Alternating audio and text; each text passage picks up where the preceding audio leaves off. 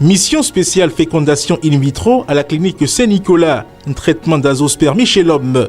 Procréation médicalement assistée pour les femmes âgées de 43 à 55 ans et qui désirent avoir un enfant. Tout cela est possible chez nous. Enregistrez-vous dès maintenant à la clinique Saint-Nicolas située à Porte-Novo, quartier Agbokou à 100 mètres du terrain de football. Contact plus 229 95 96 72 97 96 95 69 50 96 11 24 81.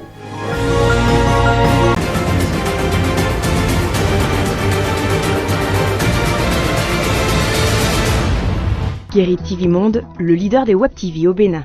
Mesdames, Messieurs, bonsoir. Merci de suivre cette nouvelle session d'information sur Guérit TV Monde. Voici les titres. La 7e édition du festival Djogbe Mitonaye s'approche à grands pas. Vous suivrez dans ce journal le programme de ces festivités dévoilé par la présidente de l'association, Naziafa. Dans un couple qui est le plus susceptible de mettre fin à la relation après avoir eu des rapports sexuels avec l'autre, la question est au cœur du reportage fait de société de ce journal. Dans la page inter, l'opposant Ousmane Sonko n'est pas au bout de ses peines. La Cour suprême du Sénégal vient d'annuler la décision rendue par le tribunal de Ziguinchor qui le réintégrait donc à la liste électorale. Mesdames, Messieurs, à nouveau bonsoir. Des milliers de festivaliers sont attendus à Alada en début du mois de janvier 2024 dans le cadre du festival Djogbe Mitonaye. Suivez dans ce reportage le programme de ce festival qui aura lieu dans le palais de la Reine-Mère à Ayou, dans la commune d'Alada.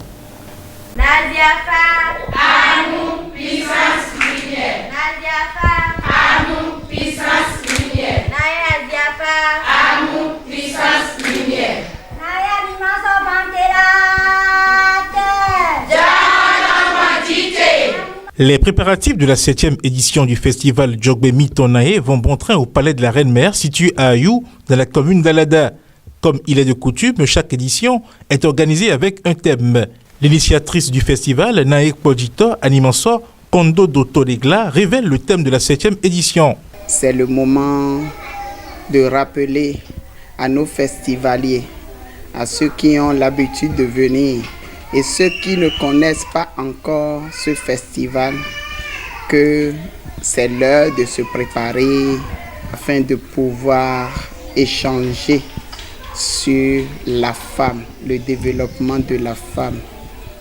Puisque le thème principal, c'est femmes pour un développement sociétal paisible et équilibré. Autrement dit, le festival Djogbe Mitonaye se veut un cadre d'éducation des femmes, mais aussi des hommes, afin qu'ils reconnaissent le rôle de la gente féminine dans la société. Ce festival est aussi un carrefour de rencontres entre deux générations, les jeunes et les anciens, la jeunesse et leurs aînés, dans la marche de la vie. Et il est attendu des milliers de festivaliers d'origine et d'obédiences diverses. Cette année, nous allons recevoir les Brésiliennes qui ont décidé de venir participer au festival Djogbe Mitonaye 2024, puisque Naziafa a un siège bien assis au Brésil, précisément à Bahia. Nous avons également la diaspora qui vient de l'USA, les États-Unis, et ils vont venir en grand nombre. Nous avons des Européens qui vont participer. J'invite tout le monde au festival Djogbe Mitonaye 2024 à Alada, Ayou. Plus précisément au palais de la Reine-Mère à Sekouta. Nous vous y attendons. La 7e édition du festival Djogbe Mitonaye, c'est du 8 au 14 janvier 2024.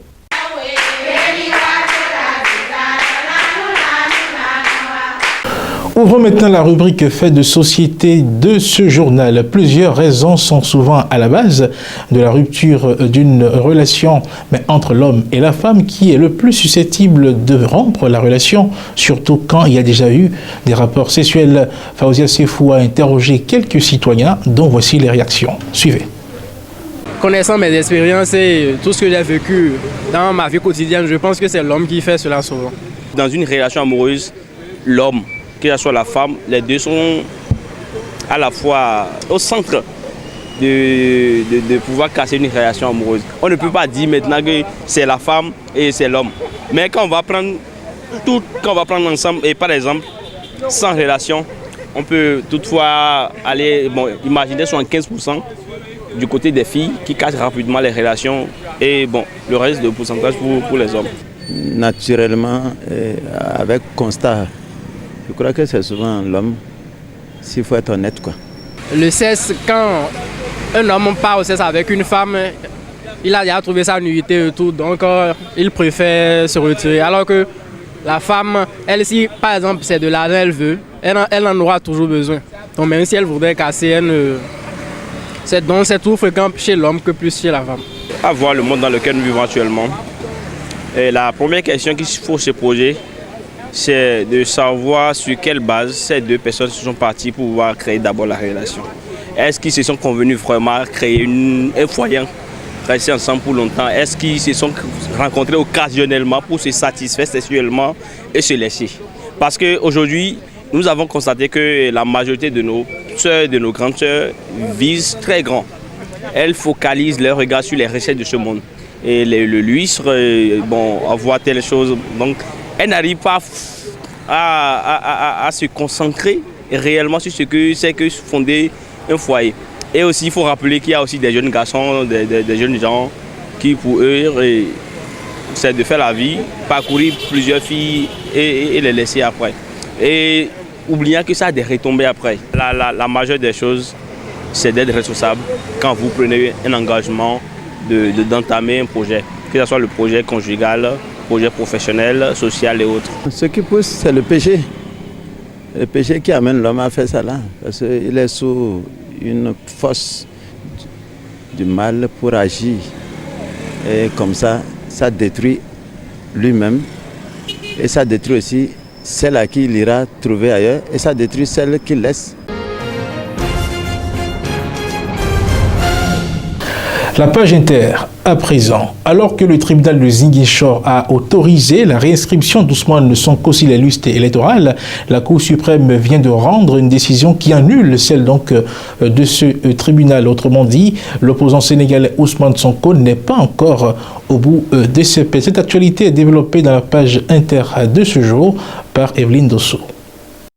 La Cour suprême de Dakar a annulé la décision du tribunal de Ziguinchor ordonnant la réintégration d'Ousmane Sonko sur les listes électorales. Elle renvoie l'affaire en jugement au tribunal hors classe de Dakar. Lors de cette audience, le procureur général de la Cour suprême, Ousmane Diagne, a demandé de rejeter le recours de l'agent judiciaire de l'État. Ceci assurant que le tribunal de Ziguinchor était bien compétent pour examiner la demande de réintégration sur les listes de Ousmane Sonko. Le juge Sabassi Faye a annulé jeudi 12 octobre 2023 la radiation d'Ousmane Sonko des listes électorales. Pour rappel, cette radiation empêchait l'opposant en prison depuis fin juillet 2023 d'être candidat à la présidentielle de 2024. À la suite de cette décision, l'État a introduit un recours devant la Cour suprême pour casser cette décision. Et avant même que la Cour ne rende cette décision, la Cour de la CEDEAO a rendu son verdict également dans l'affaire violation des droits de l'opposant Ousmane Sonko. Les avocats de l'opposant avaient déposé 3 requêtes. La Cour de justice de la CEDEAO a jugé qu'aucun des droits d'Ousmane Sonko n'avait été violé, révoquant de fait les demandes de ses avocats. Pour rappel, ces derniers avaient saisi la Cour ouest-africaine fin septembre 2023, lui demandant de statuer sur 11 violations des droits de l'homme sommes dont aurait été victime le client. Parmi celles-ci, le droit à un procès équitable, la liberté de manifester ou encore sa mise en résidence surveillée et son arrestation. Tout ont été rejetés par la Cour de la CEDEAO. Cette Cour de justice qui a par ailleurs refusé de se prononcer sur deux autres requêtes. Il s'agit de la dissolution du parti d'Ousmane Sonko, le PASTEF, et sa radiation des listes électorales dont les avocats demandaient la suspension. Pour les avocats de l'opposant, c'est un échec dans leur contre-offensive judiciaire à l'international et une déception, même s'il s'agit d'une décision davantage symbolique.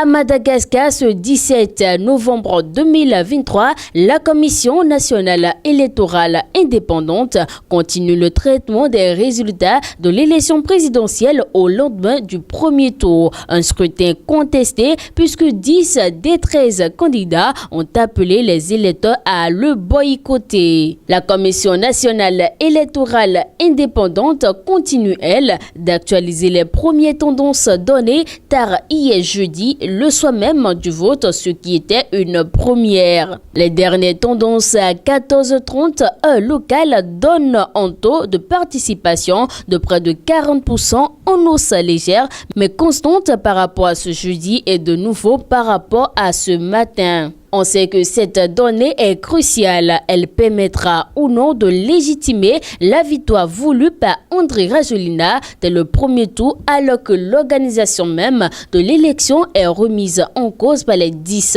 candidats qui ont appelé les électeurs à ne pas voter et que le taux de participation provisoire à la mi-journée hier jeudi par les observateurs de la société civile était de 22%, le plus bas de l'histoire électorale de Madagascar, ce dont l'ambassade américaine à Antananarivo s'était d'ailleurs émue hier. La dernière tendance donne toujours le président sortant en très large avance sur Siteni qui a comme lui fait campagne devant l'ancien président Marc Ravalomanana qui lui l'a boycotté. Toutes ces tendances sont publiées pour la première fois par la CENI depuis le soir même du scrutin grâce à la mise en place d'une transmission électronique d'une partie des PV au centre de district depuis les bureaux couverts par Internet et elles seront de nouveau actualisées ce vendredi. Mais à partir de ce samedi 18 novembre 2023, la CENI égrenera cette fois-ci les résultats provisoires jusqu'à leur publication le 24 novembre, avant la proclamation des résultats définitifs début décembre, lorsque tous les votes auront été collectés depuis les zones les plus reculées.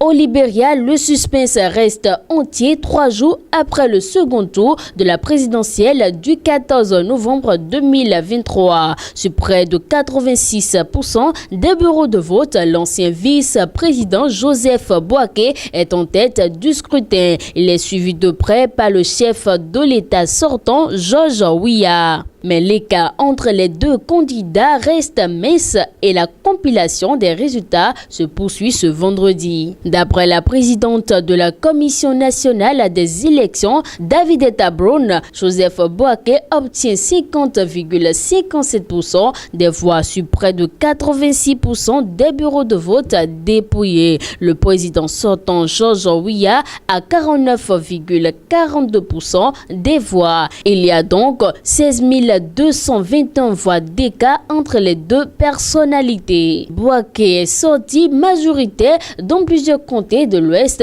ainsi que dans le comté de Nimba, fortement peuplé, où il bénéficie du soutien de l'influent Prince Johnson. Il est aussi majoritaire dans le comté de Montserrado, où se trouve la capitale Monrovia, tandis que Georges Weah rafle les comtés du sud-est. Par ailleurs, ces résultats sont encore partiel, la commission électorale continue de collecter les feuilles de résultats provenant de l'intérieur du pays. En parallèle à ces annonces, hier, la cellule de sécurité dirigée par le ministre de la Justice a mis en garde les partis politiques contre toute manifestation de leurs partisans avant l'annonce officielle des résultats par la commission électorale. La cellule de sécurité appelle les leaders politiques au sens de responsabilité afin d'éviter d'éventuelles tensions. Aucun nom n'a été cité, mais cette mise en garde s'adresse en particulier à l'équipe de campagne de Joseph Boaké qui diffuse depuis 2 jours des résultats sur les réseaux sociaux. La page des sports, à présent.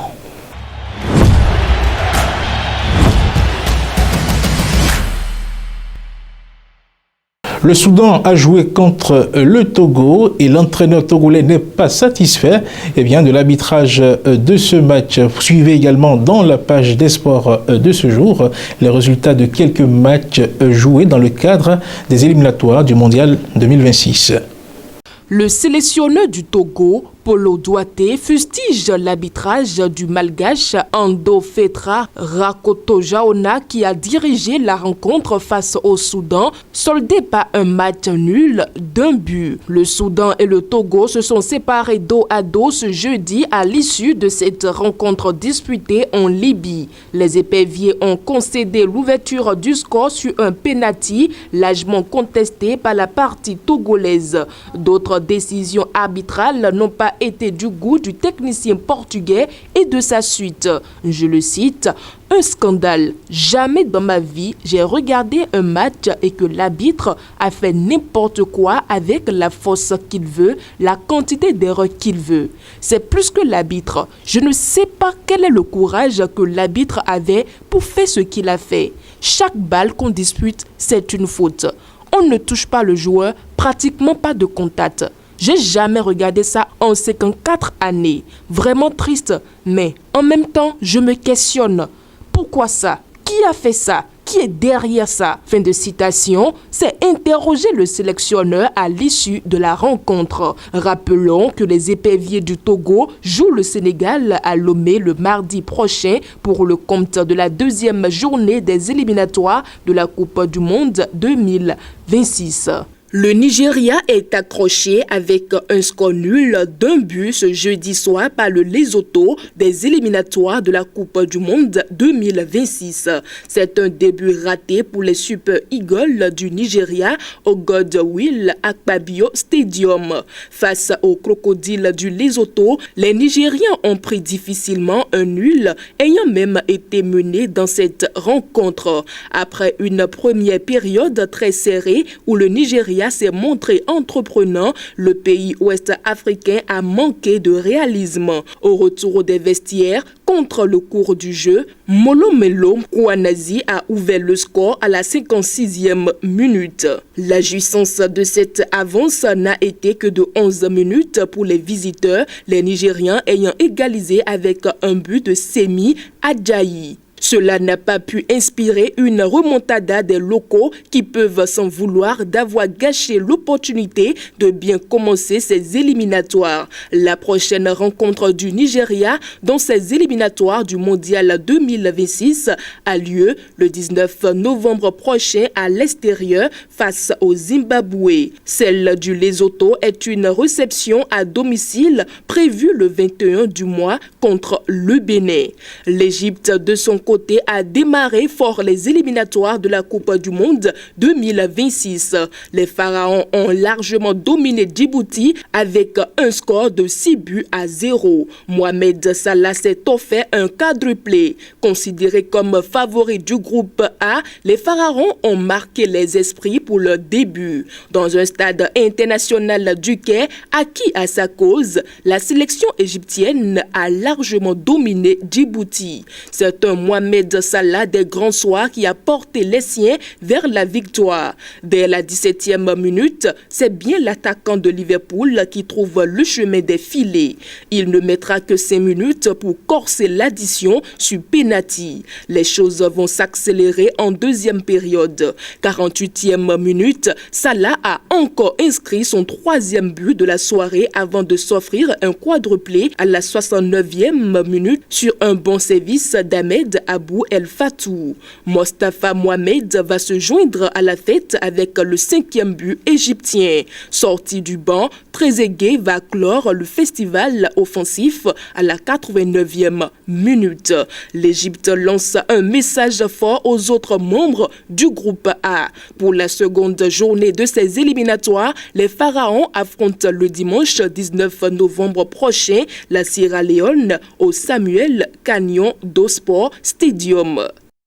C'est la fin de ce journal. Merci de l'avoir suivi et que la chance accompagne toujours vos efforts. Bon week-end.